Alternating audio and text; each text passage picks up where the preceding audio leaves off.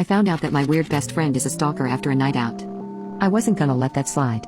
My best friend Larry and I have known each other from college for nearly a decade. I've known Larry has had a crush on me for quite some time, as he's never failed to make it obvious. He has tried to arm wrestle every single boyfriend I have had over the last decade, and has a 0-3 record against them.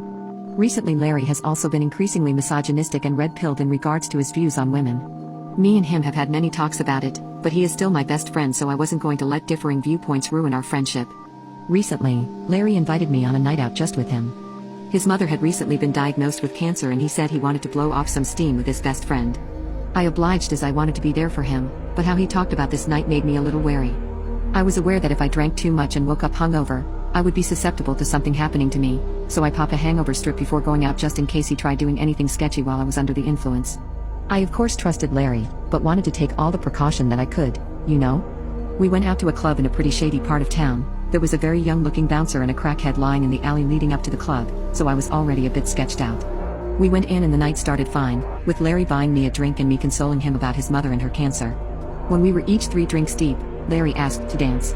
I took this dance with him and tried to keep my distance, but he kept pushing his hips into mine. He also took this opportunity to try to place his hand on my behind subtly, but failed terribly at being subtle. I kept dancing with him out of sympathy even though alarms were going off in my head. If only I had listened to my intuition then. Larry whispered something into my ear about buying me another drink and I gave him the go-ahead. During the few minutes that Larry was gone, I was approached by another guy who was being very forward and getting a little too close. Before I even had the chance to reject him, I saw Larry running up to him like Sonic and swinging at the guy. I thought this was a huge overreaction by Larry at the time. Either way, he got the guy to back off and assured me everything was okay and told me it's probably best if we got out of here. He insisted on me coming over to his to spend the night, and was adamant that what I had just gone through was very serious and I should not deal with it alone. In my drunken state I purely took this as kindness and fell for his ways in the moment. We arrived back at his place where we drank more, danced, and that's when he changed the song to a much more romantic one, and leaned in for a kiss like he was effing Prince Charming or something. I tried to dodge as subtly as I could and quickly changed the subject. Looking back, I should have left at that moment instead of after what happened next. We went on to watch some Netflix and at some point after an episode or 2 I fell asleep. I woke up the next morning clear-headed because of my hangover strips. I didn't notice anything unusual immediately. Larry actually was in the kitchen making scrambled egg, which he brought out for me just minutes after I woke up. I felt guilty for being suspicious of him. He was genuinely a good friend who took care of me during the night and made sure I was safe with him, is what I thought.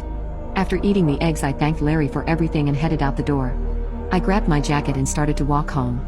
Larry offered to drive, but the walk was fairly short, so I opted for a stroll. When I was home I reached in my purse for my wallet to make sure it was still there and found something weird. It was a stack of papers that were not there last night. I checked, and guess what? This dude turned out to be a creep after all.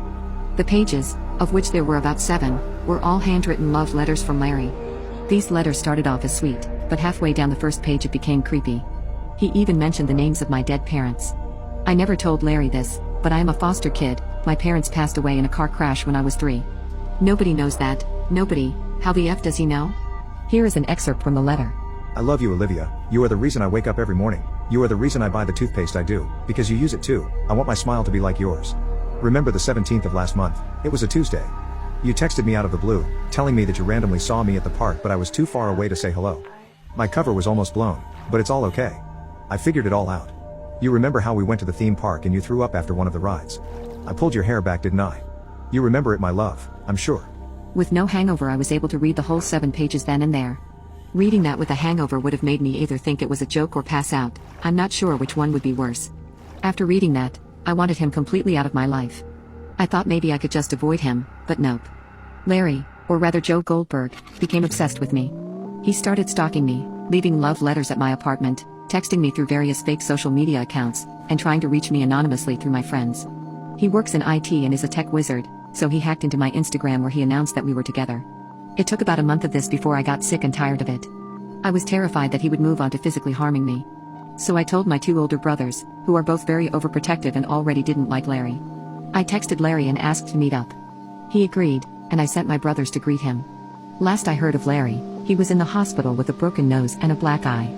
My brothers also told me they got Larry to admit that the guy in the club who approached me was a friend of Larry's, and Larry orchestrated that whole event to make himself look good.